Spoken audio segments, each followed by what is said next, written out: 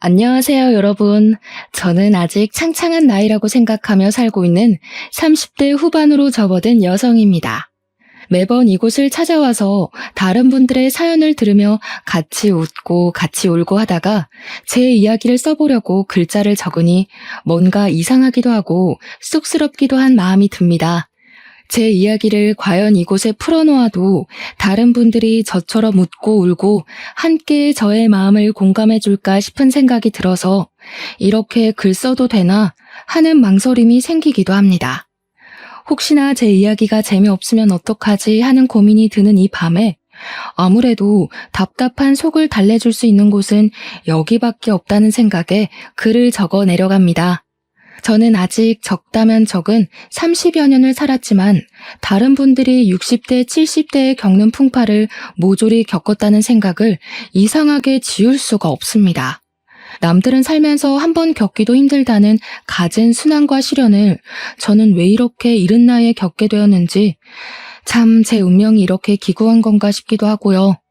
하지만 이제는 모든 일을 보내주었기에 조금 다른 생각을 가지고 살아보려고 합니다. 이른 나이에 겪게 되어서 남들보다 더 단단해진 제가 될 수 있었다고요. 이쯤 되면 얼마나 모진 일을 겪었기에 저런 소리를 할까 싶으시죠? 물론 기상천외한 놈들이 판치는 세상이라 제 이야기가 별거 아니게 느껴지실지도 모릅니다. 하지만 제 인생에서 이런 일은 두 번 다시 없을 것이며 다른 분들 인생에도 이런 일이 없길 바라며 제 사연을 한번 끄적 걸어봅니다. 지금부터 저와 함께 시작할 제 이야기를 끝까지 들어주시고 여러분들의 좋은 조언을 가슴에 새겨보도록 하겠습니다. 제가 오늘 들려드릴 이야기의 주인공은 사실 제가 아니라 저의 남편이라고 말을 해도 과언이 아닐 정도로 남편의 비중이 상당히 높습니다. 다른 분들도 남편을 남의 편이라 부르며 많은 이야기들을 하시던데 저의 남편은 참으로 특이한 점이 하나 있습니다. 그게 무엇이냐 하면 바로 제 남편이 아주 어마어마한 구두쇠 중에 구두쇠라는 점입니다. 동화책에서나 나오던 스크루지 아저씨 그 인간보다 더하면 더했지 덜하지 않은 사람이죠. 정말 저는 살면서 이렇게까지 돈을 아낄 수 있나? 사람이 이렇게 짠돌이일 수 있나 하는 마음을 매일같이 느끼면서 살았습니다. 왜 그런 남자와 결혼을 했냐 싶으시죠? 처음에 저는 남편의 근검절약하는 모습이 너무 검소해 보이고 신중해 보이고 이 사람이랑 살면 평생 돈 걱정은 안 해도 되겠구나 싶었습니다. 어떻게 보면 그 구두쇠 짠돌이 같은 모습이 제 마음을 움직이게 만든 결정적인 부분이기도 했던 것입니다. 저랑 남편은 제가 다니던 직장에서 만나게 되었는데 제가 일하던 곳이 주방용품, 그러니까 업소용 주방 가전, 가정용 주방 가전 같은 것을 파는 매장이었습니다. 그 매장에서 저는 일개 직원에 불과했지만 우리 남편은 그 커다란 매장을 운영하고 있는 사장님이었습니다. 매장이 꽤 큰 매장이기도 했고 물건을 파는 게 아무래도 가전 쪽이고 업소용이 훨씬 많다 보니까 매출 자체는 꽤 많은 그런 매장이었습니다. 원래 주방 가전이라는 게 여성들의 마음을 움직이게 하는 전자제품이다 보니까 구매를 하러 오시는 분들이 통 크게 주문을 하시곤 하셨거든요. 한마디로 남편은 현금을 꽤 만지는 사람이었습니다. 현금으로 사면 살짝 할인도 해드리고 수수료도 조금 빼주고 하고 있기 때문이었습니다. 거기다가 가게에 들어오는 가전들이 중고 가전들도 있었고 새 가전들도 취급을 했는데 다른 매장이 철수할 때 싸게 수입해서 번쩍번쩍 광을 내고 조금 웃돈 받아 팔기도 했었습니다. 철수하는 매장에서 다량으로 물건들이 들어오게 되면 꽤 대박인 수준으로 물건 재판매가 되어서 돈을 굴리기엔 쏠쏠한 매장이었습니다. 아무튼 그런 남편은 돈을 잘 번다는 사람임에도 불구하고 엄청난 짠돌이처럼 굴었는데 사실 연애를 할 당시에는 이 정도까지 짠돌이는 아니었습니다.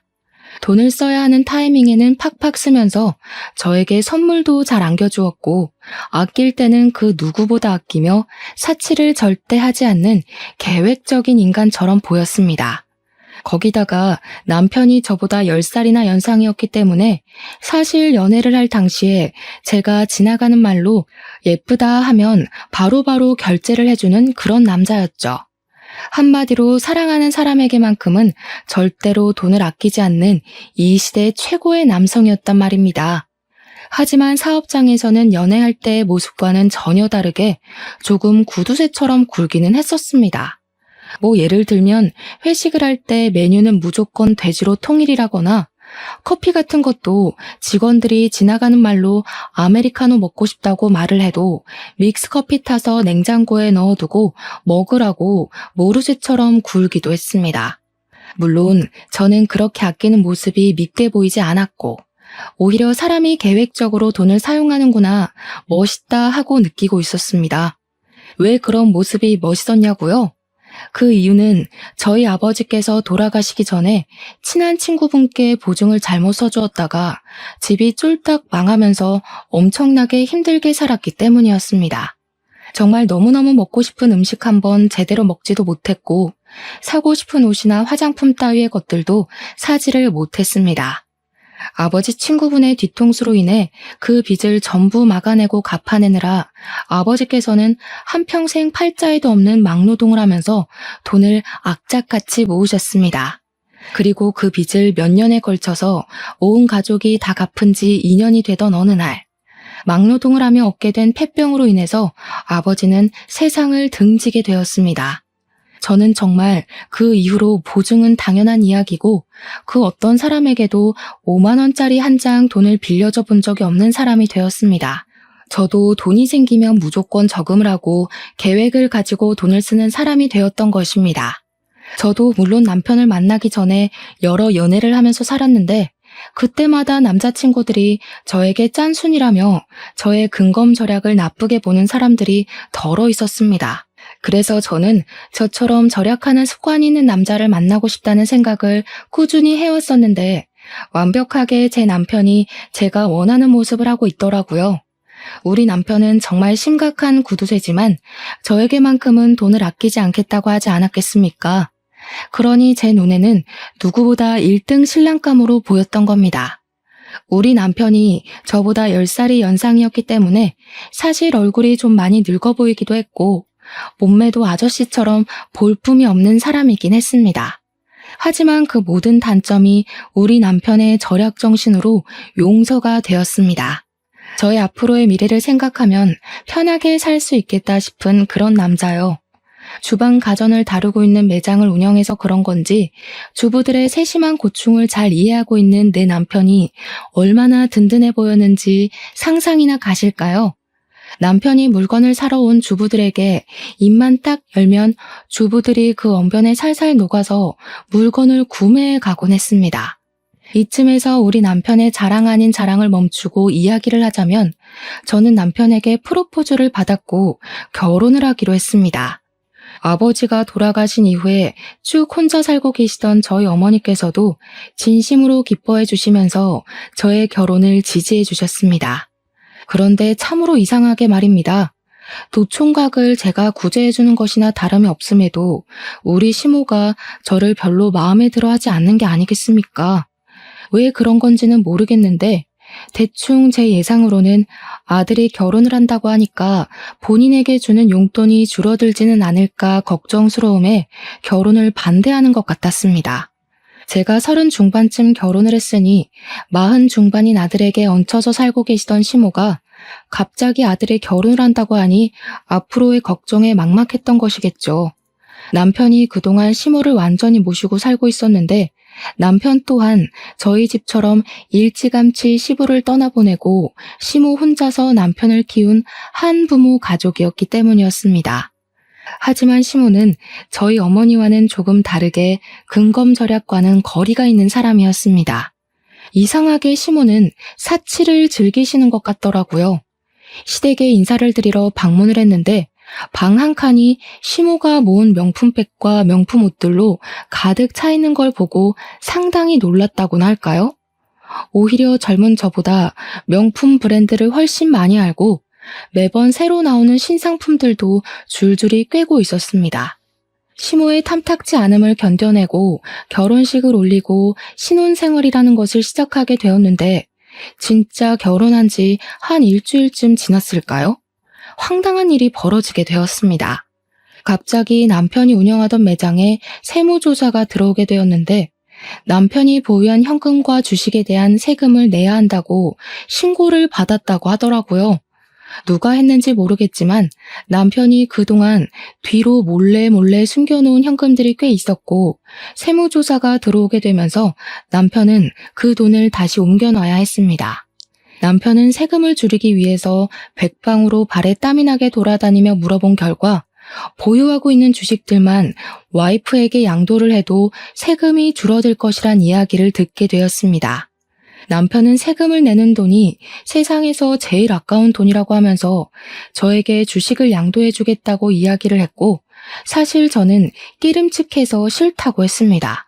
남편은 줄기차게 부부간에 양도를 하는 것이라며 절대로 법적으로 문제될 일이 없으니 안심하라고 저에게 주식을 대거 옮겨두었습니다. 사실 저는 세금이라는 건 국민이라면 누구나 내야 하는 부분이고 이런 행동이 탈세라는 행동이라 생각을 하고 있었습니다. 마음 같아서는 끝까지 받고 싶지 않았죠. 이렇게까지 귀찮은 짓을 벌이며 세금을 내지 않으려고 하는 남편이 이해가 가지 않았습니다. 결혼한 지 3개월이 지났을 때부터 저는 점점 남편에게 실망할 만한 일들이 생기기 시작했습니다.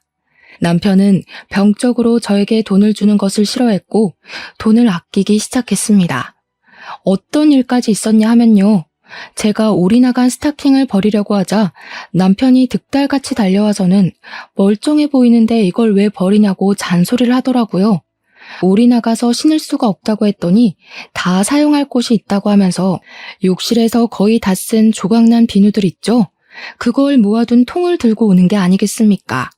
저는 비누들을 버리지 않고 모아둔 남편에게 한 번 놀랐고 그 비누 조각들을 전부 스타킹에 모아서는 씻으라고 던져주는 남편에게 2번 놀랐습니다. 사람이 절약을 하면서 살 줄 알아야지. 예전에는 이 비누들 다 모아다가 빨래하는 데 쓰고 그랬어. 아니, 스타킹을 빨아둔 것도 아니고 제가 신다가 올이 나가서 버리려고 둔 스타킹에 비누 조각을 모아서 거품 내서 씻으라고 하는데 누가 좋겠습니까? 저는 그 행위 자체가 너무 더럽기도 하고 찝찝하기도 해서 그 비누를 쓰고 싶지 않았는데 그 뒤로 제가 그 비누를 얼마나 썼나 감시를 하기 시작했습니다.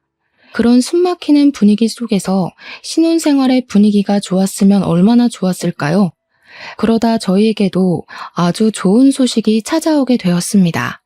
결혼 6개월 차가 되었을 때 제가 임신을 하게 되었던 것입니다.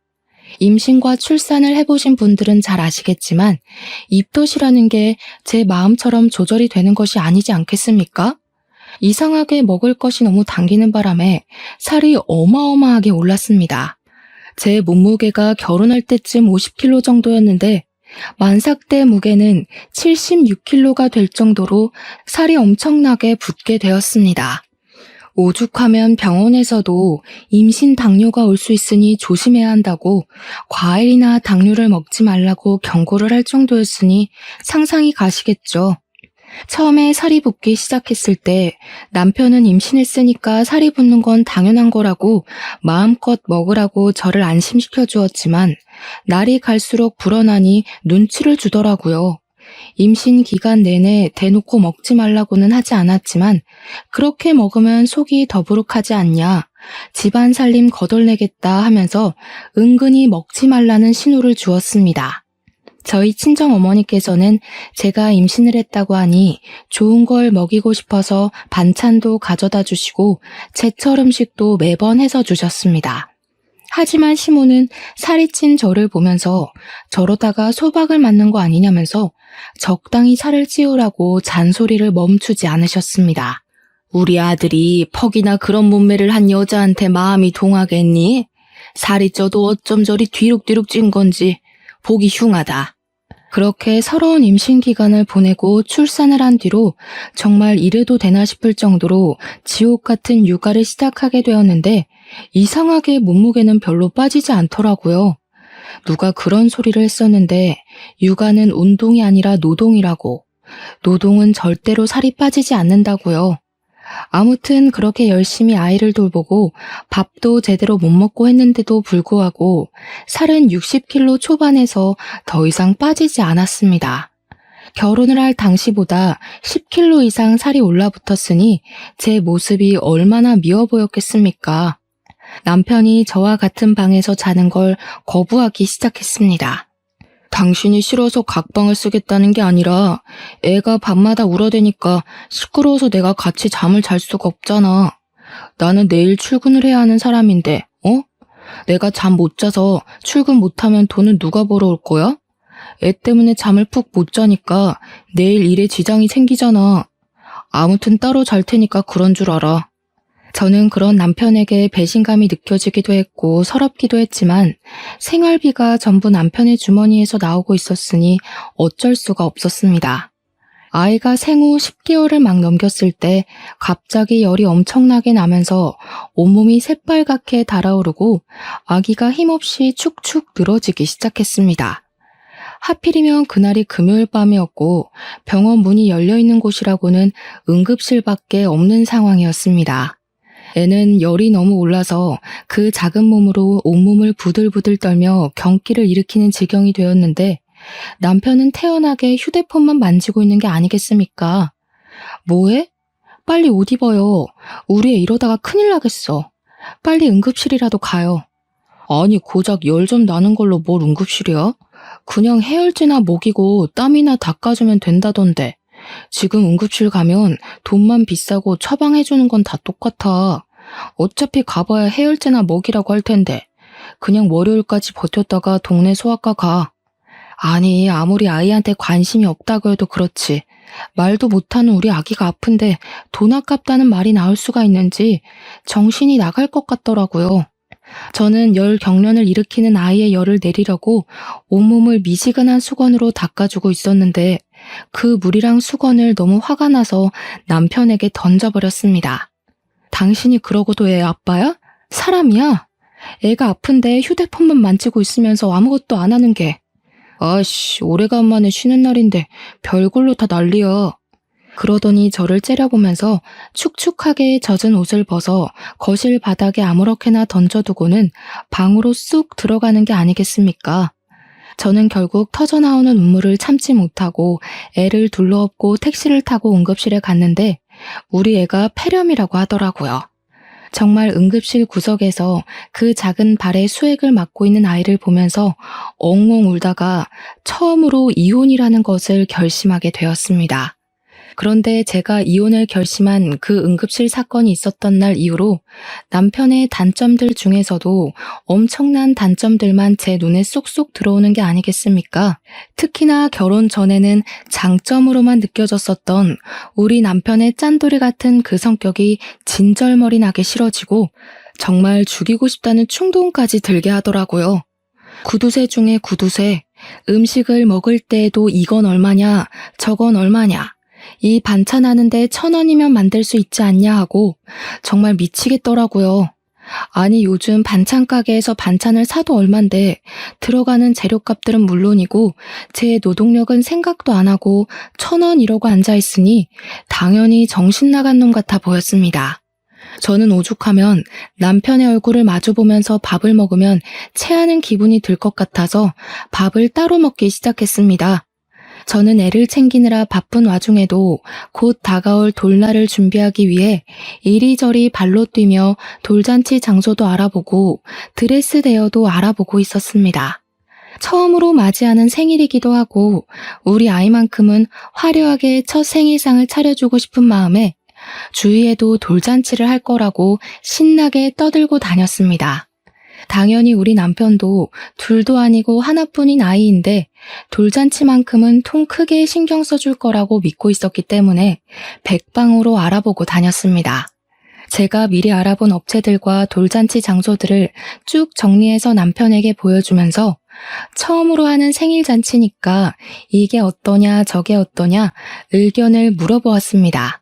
그러자 남편이 너무나도 시큰둥하게 저를 바라보면서 이야기를 하더라고요. 어차피 첫 생일 애도 기억 못하는 건데 그냥 대충대충 싸게 하자. 돌잔치 오는 손님들한테 금이나 받고 현금이나 챙기는 거지. 누가 요즘 돌잔치에 이렇게 비싼 돈을 태워? 그중에 제일 싼데 아무거나 해 그냥. 손님들 어차피 뭐 즐기려고 오는 것도 아닌데 구색 맞추기잖아. 그래도 우리 아이 첫 생일인데 어떻게 대충 하자는 말이 나올 수 있어요? 대부분 다 나처럼 생각한다니까. 오는 게 있으면 가는 것도 있다. 딱 이 마인드로 참석하는 거야. 돈만 잘 챙기면 되니까 대충 싼 곳 잡고 뷔페도 저렴한 거 해. 남편은 그 뒤로 정말 아이의 돌잔치 계획에 단 한 줄의 의견도 첨가하지 않았고 저는 서운한 마음을 가득 안고 여러 업체를 알아보고 결정을 내렸습니다. 남편에게 이 정도 돈이 들어갈 것 같다고 말을 하니까 뭐가 그렇게 비싸냐고 더 싼 곳으로 알아보라고 저에게 핀잔을 주는 것이 아니겠습니까? 뭐만 하면 돈돈거리니까 저도 서운하고 기분이 나빠서 친구들을 만나 수다라도 떨고 와야겠다는 생각이 들더라고요. 그런데 남편이 정말 생활비로 주는 현금이 엄청나게 적기도 했고 카드를 쓰면 카드 내역이 전부 남편에게 문자로 전송이 되고 있었습니다. 밥 한 끼 밖에 나가서 사 먹는 일이 쉽지 않았다는 이야기죠. 그래서 창피하긴 했지만 남편에게 친구들을 만나러 나가게 현금을 조금 달라고 했습니다. 내가 준 생활비는 다 어디에다 쓰고 돈을 달라고 그래? 그렇게 사람이 계획 없이 살 거야? 잔소리를 실컷 하며 사회생활에서 받은 스트레스를 저에게 다 쏟아내더니 현금 딸랑 2만 원을 주더라고요. 친구들 만나서 얻어먹을 줄도 알아야 한다고 하면서 커피값으로 2만 원이면 충분하지 않냐고 하는데 그 돈을 받으면서 제 처지가 어찌나 서럽게 느껴지던지 친구들을 만나서도 이런 이야기는 차마 못하겠더라고요. 10살이나 많은 남자에게 시집가서 거의 노예나 다름없는 생활을 하고 있다는 걸 제 입으로 어떻게 말을 하겠습니까? 그런데 아주 통쾌하고 기가 막힌 나름의 복수를 할 기회가 찾아왔습니다. 저희 아이가 돌잔치가 있던 그 해가 어머님의 칠순인 해와 겹치게 되었는데 생일도 비슷한 시점이었던 것이었습니다. 남편은 저희 아이 돌잔치는 싸게 빨리빨리 준비를 하라고 손님들에게 돈만 걷으면 된다고 말을 하더니 시모는 최고급 호텔에서 칠순잔치를 해주겠다고 하더라고요. 너무나도 당당하고 뻔뻔하게 저에게 이야기를 하는데 제가 기가 막혀서 무슨 대꾸를 해야 할지조차 감이 오지 않았습니다. 우리 엄마는 고생고생해서 나를 키워주셨는데 내가 그 정도도 못해? 우리 아이는 돈 없다고 동네 지하 뷔페에서 싸게 하자고 하더니 어머님 칠순잔치는 뭐가 다르다고 그렇게 크게 하냐 이거지. 너 진짜 생각이 못됐어. 칠순이랑 돌이 같냐? 우리의 칠순 때는 호텔에서 하겠지. 그걸 지금 말이라고 하는 거야? 우리의 첫 생일인데 칠순이랑 다를 게 뭐야? 야, 너는 우리 엄마가 앞으로 살면 얼마나 더 산다고 그걸 질투하고 그래? 됐고, 그렇게 결정했으니까 앞으로 토달지 마. 남편이 질투라는 단어를 꺼내는데 얼마나 어이가 없던지 이걸 질투라는 단어로 포장할 수 있는 문제인지 모르겠더라고요. 저는 그 뒤로 이를 갈면서 어떻게든 남편에게 통쾌한 복수를 하겠다고 생각했고 짜증을 꾹꾹 삼키고 어머님의 칠순잔치 식순에 아주 특별한 순서를 넣기로 결심했습니다. 그것은 바로 우리 아이의 돌잔치 식순을 어머님 칠순잔치 중에 끼워 넣기로 결정을 내린 것이었습니다. 남편이 호텔에 예약을 하기 무섭게 호텔 측에 따로 이야기를 해서 칠순잔치와 돌잔치를 같이 넣기로 결정을 내렸고 돌잡이와 돌상도 모두 준비를 마쳤습니다. 그리고 제 친구들이며 지인들에게 일일이 연락을 돌려서 그 잔치 자리에 초대를 했고 어머님 칠순잔치 겸 돌잔치를 제 손으로 모두 준비하기 시작했습니다. 남편에게 제가 칠순잔치 준비를 할 테니 걱정하지 말고 있으라고 이야기를 했더니 내심 좋아하면서 아예 신경도 쓰지 않더라고요. 단순한 사람이라 이럴 때는 참 편했습니다. 당연히 제가 이런 계획을 세우고 있다는 것을 시모와 남편은 꿈에도 생각하지 못했습니다. 우리 짠돌이 남편은 시모 칠순잔치에 방문할 손님들이 대충 100명 정도 될 것이라고 예상을 하고 있었는데 실상은 매우 달랐습니다. 우리 아이 돌잔치에 참석할 손님들만 해도 100명이 더 추가가 되었으니 얼마나 놀랐을지 상상이나 가시나요? 제가 그 100명을 끌어모으기 위해서 평소에 연락을 하지도 않던 지인들에게 일일이 연락을 돌려서 우리 아이 돌잔치에 제발 참석해서 밥이라도 먹고 가라고 며칠을 졸랐는지 모릅니다. 당일이 되어서야 예약된 인원이 100명이 아닌 200명이란 사실을 알게 된 남편이 깜짝 놀라서 호텔 직원을 찾아가 따져 묻기 시작했습니다.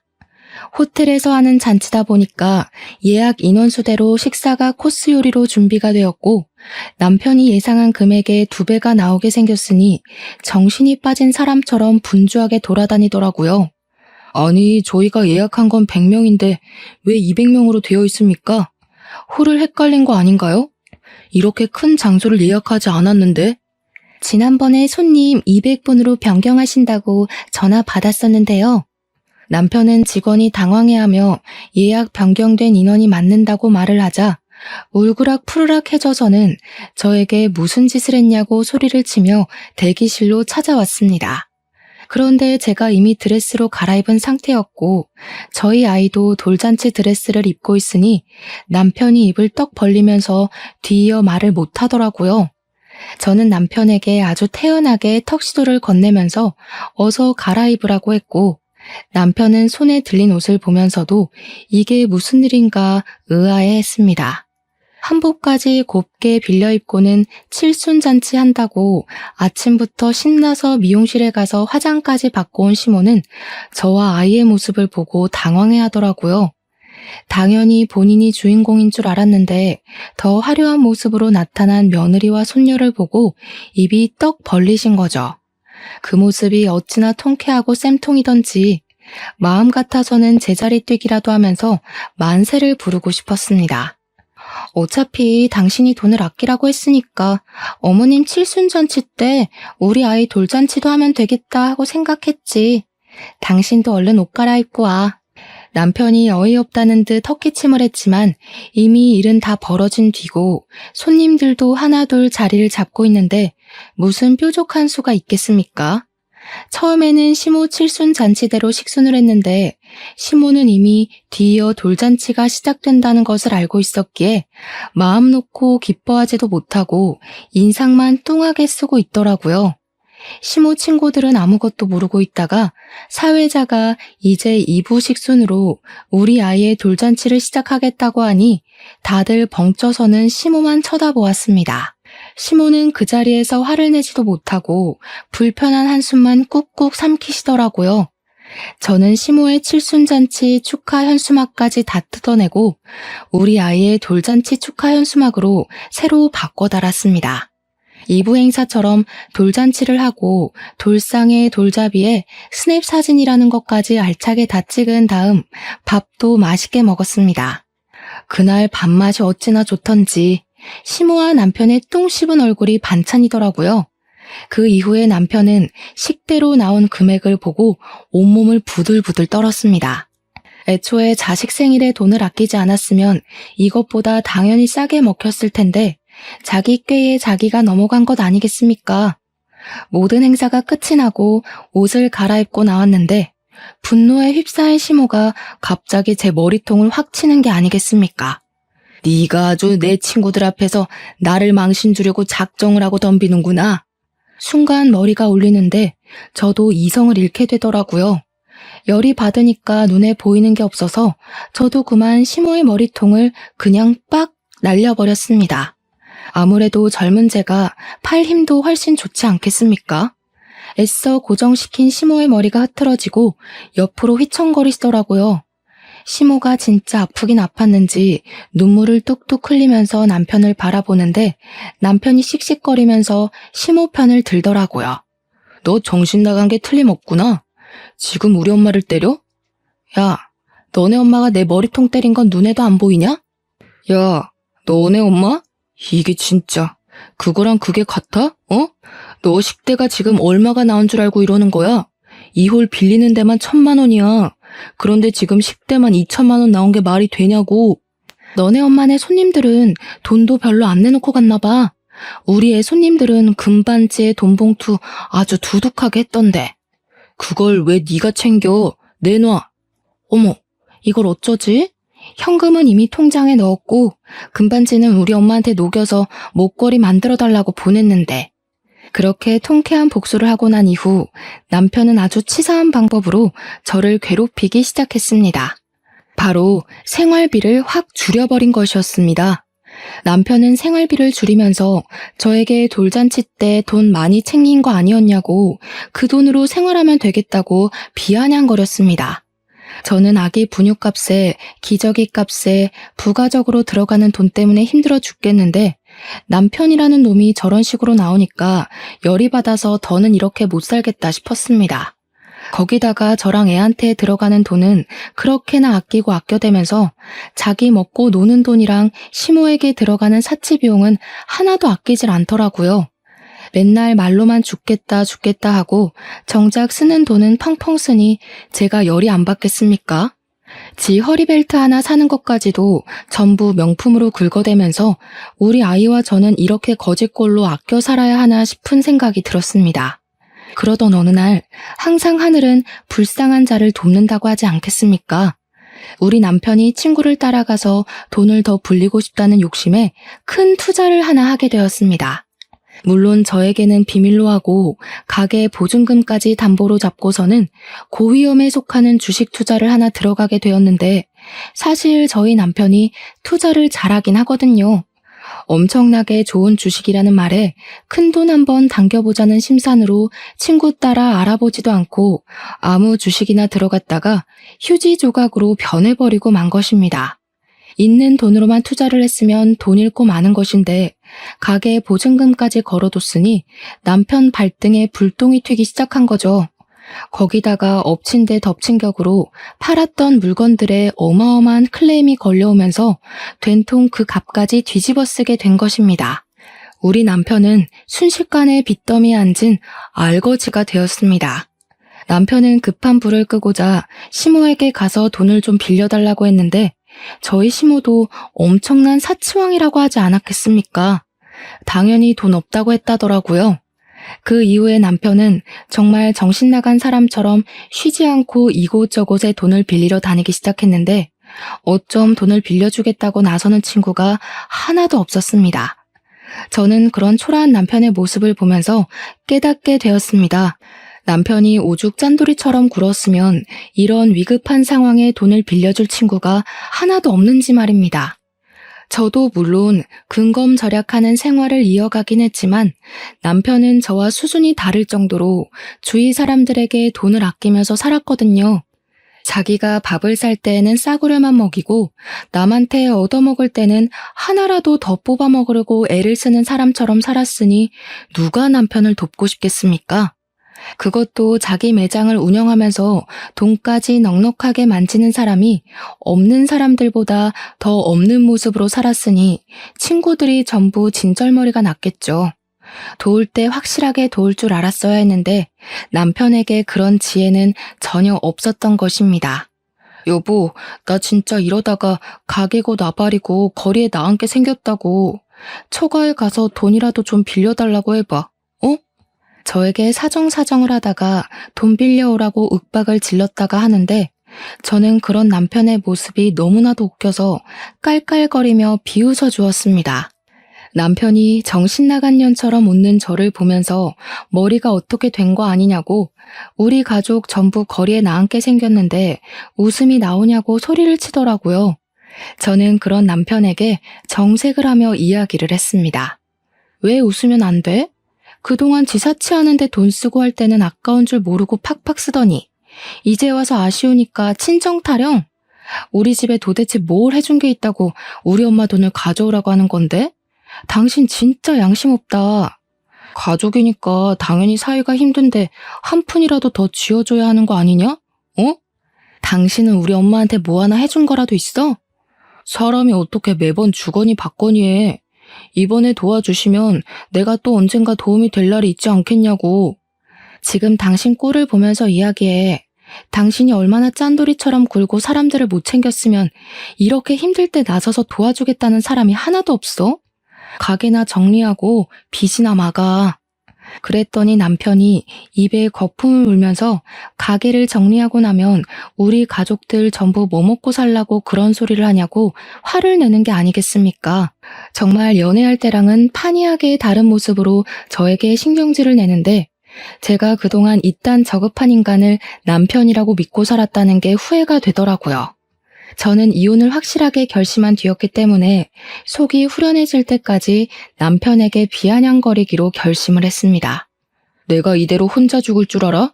내가 망하면 우리 가족 전부 다 망하는 거야. 왜 우리 가족이 다 망한다고 생각해? 당신만 망하는 거야. 나는 당신이랑 이혼할 거거든. 저는 이혼을 결심한 이후에 품에 소중하게 안고 지냈던 이혼 서류를 남편에게 떡하니 내밀었습니다. 남편은 이혼 서류를 받아들고서 한참을 씩씩거리며 분노를 참지 못하더니 저에게 삿대질을 하면서 목에 핏대를 세우고 말을 하더라고요. 누구 마음대로 이혼이야? 이 옆에 내가 편하게 살게 해줬더니 감히 내 뒤통수를 치겠다는 거야? 편하게 살게 해줘? 누가 누구를 편하게 살게 해줘? 당신이 나한테 그동안 했던 짓을 생각해봐. 얼마나 치사하게 굴었는지. 한 푼 두 푼 아껴서 지금까지 일도 안 하고 먹고 살게 해줬으면 감사한 줄 알아야지. 내가 힘들 때 도망을 가겠다는 게 뒤통수지 뭐야? 지금 나한테 소리 지를 사람은 당신이 아니야. 우리 엄마지. 어떻게 보는 눈도 없어서 이딴 놈이랑 결혼을 하고 3년이 넘는 시간을 같이 살았냐고 화를 내도 우리 엄마가 내야 한다고.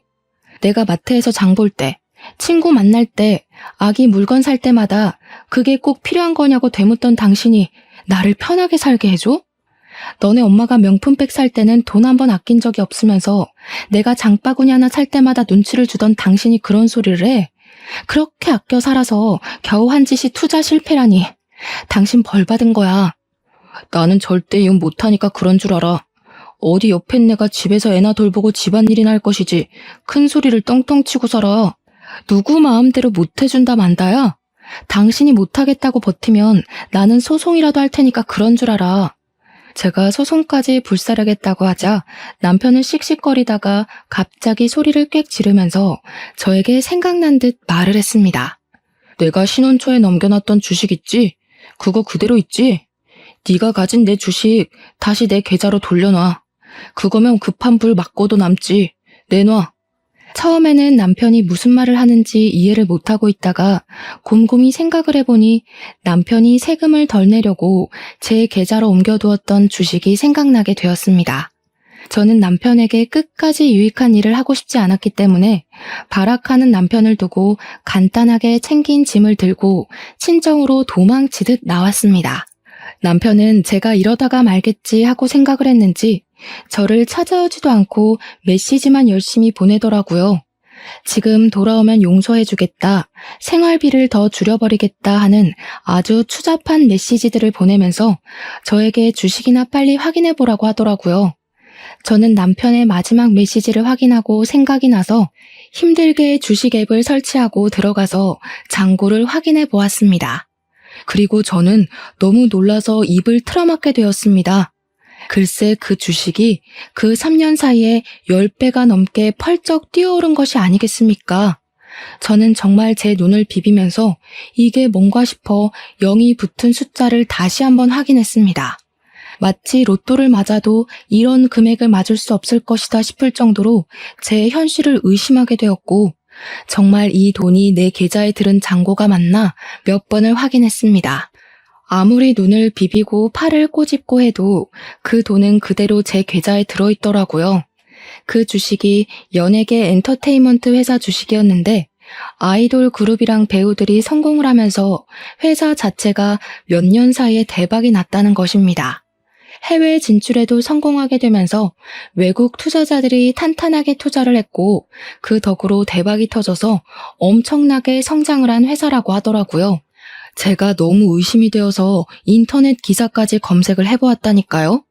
처음에는 분명 1억 조금 넘는 금액이었던 주식이 3년 사이에 10억이 넘게 불어난 걸 보니까 왜 사람들이 주식을 하는지 알 것 같았습니다. 남편은 저에게 확인을 해보았냐고 당장 돌려달라고 말을 하는데 제가 그 돈을 왜 돌려주어야 하는지 모르겠더라고요. 사실 부부간의 재산이고 그 당시에 세금을 내지 않기 위해 양도했던 것이기 때문에 저의 재산이나 다름없는 돈 아닌가 싶었습니다. 그동안 저에게 돈을 가지고 치사하게 굴었던 적이 한두 번이 아니었던 남편에게 이 주식이야말로 정말 복수의 마지막을 장식할 수 있는 기회 아닌가 싶었습니다. 저도 갑질을 하기로 마음을 먹고 변호사를 찾아가서 시집살이 당했던 것, 남편이 생활비로 치사하게 군 것, 마지막으로 양도받은 주식 이야기까지 모조리 털어놓았습니다. 변호사는 저에게 세금을 피하기 위한 불법적인 수법으로 양도를 했기에 이 주식을 굳이 돌려주지 않아도 된다고 말을 하더라고요. 재산 분할을 해달라고 해서 나누게 된다고 하더라도 유책 배우자가 남편이기 때문에 얼마 못 가져갈 거라면서 저에게 단단히 버티라고 하시더라고요. 변호사님까지도 제 편을 들어주시는데 제가 화려한 뒤통수를 때려야 하지 않겠습니까? 남편이랑 시모는 그 주식값이 뛴 것을 보고 계속해서 저를 귀찮게 했지만 저는 그들을 완벽하게 무시했습니다. 결국 남편의 가게가 넘어가고 가게며 집이며 전부 빨간 딱지가 붙어버렸고 우리의 신혼집 또한 경매로 넘어가게 되면서 남편은 시모 집에서 얹혀 살게 되었습니다. 시모는 망해버린 아들이 돈까지 주지 않으니까 사치를 못해서 답답해 죽겠다며 읍수를 했습니다. 결국 둘 다 저를 찾아와 무릎을 꿇고 빌면서 한 번만 도와달라고 사정사정을 하더라고요. 제가 가진 돈의 반의 반만이라도 나눠주면 안 되냐고 잘못했다고 말입니다. 저는 당연히 그들의 처지를 비웃으며 응 안 돼 돌아가 하면서 약을 올렸습니다. 내가 당신한테 돈 가지고 벌벌 기었던 걸 생각하면 이 뒤통수에 몇 배를 돌려줘도 모자랄 지경이야. 앞으로도 그렇게 짠돌이처럼 아껴 살면서 돈 모아서 갚도록 해. 알겠지? 아, 그래도 내가 그동안 살았던 정이 있으니까 밥 사 먹을 돈은 줄게. 그러면서 지갑에서 딱 2만 원을 꺼내서 남편에게 주었습니다. 남편은 돈을 받으면서 부들부들 떨더라고요. 밥 먹는데 무슨 10,000원씩이나 들어? 적당히 분식 같은 거 사 먹어. 그럼 넉넉하게 쓸 수 있어. 아메리카노도 한 잔 먹고. 남편이 벙찐 얼굴로 저를 바라보는데 친정 어머니께서 경찰에 신고를 하셨더라고요. 여기 주거 침입한 사람들 당장 잡아가라고요. 경찰이 와서 시모와 남편을 잡아 끌고 가는데 끝까지 시모는 발악을 하고 남편은 망연자실한 얼굴로 아무 소리도 못하고 질질 끌려나갔습니다. 결국 남편이랑은 7개월의 소송 끝에 이혼을 하게 되었고 재산 분할해주라는 결과가 나오긴 했는데 주식의 10%만 주면 된다고 하더라고요. 쿨하게 딱 1억 송금해주고 끝냈습니다. 저는 남편 덕에 공짜로 얻은 돈으로 우리 아기를 잘 키우면서 행복하게 살고 있어요. 거의 9억이 넘는 돈이 생긴 덕분에 지금은 친정 어머니와 함께 여유 있는 생활을 즐기는 중입니다. 해외까지는 아니지만 국내 여행도 자주 다니고 있고 우리 아이를 위해 부족함 없이 지내고 있어 몸도 마음도 건강해지고 있답니다. 여러분께서 큰 결정을 내릴 때 저의 이야기가 도움이 되길 바라면서 오늘 저의 사연은 여기서 마치도록 하겠습니다. 감사합니다.